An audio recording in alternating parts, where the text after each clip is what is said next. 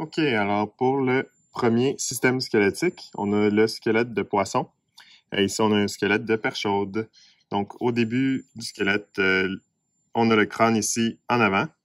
Dans le fond, c'est essentiellement la tête. Ensuite de ça, on a la colonne vertébrale qui fait tout le corps, qui part du devant jusqu'au pédoncule, jusqu'à la nageoire caudale.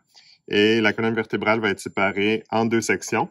La section qui porte les vertèbres troncales qui sont au début, où chaque vertèbre supporte deux paires de côtes. Et il possède également des épines dorsales sur le dessus comme ça.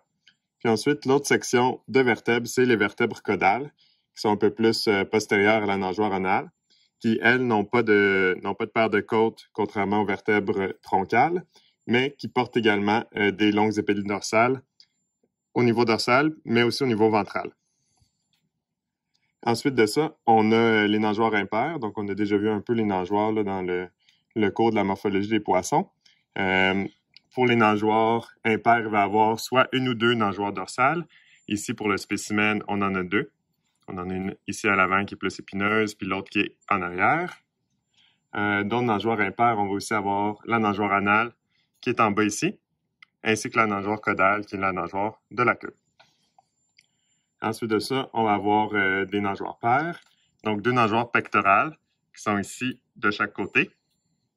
Puis on va aussi avoir les nageoires pelviennes qui normalement sont ventrales, mais qui pour le moment là, sont détachées du squelette vu que normalement c'est supporté par du cartilage. Ensuite de ça, si on regarde les différentes ceintures, donc les ceintures, c'est le point d'ancrage des membres, soit postérieurs ou antérieurs, un peu comme les bras puis les jambes chez les humains. D'abord, on a la ceinture pectorale qui est ici, qui est bien fixée au crâne et qui porte les membres antérieurs, là, les nageoires pectorales. Puis, on a la ceinture pelvienne qui porte les membres plus antérieurs, qui sont les nageoires pelviennes ici. Donc, la ceinture pelvienne, c'est ce que j'ai dit tantôt.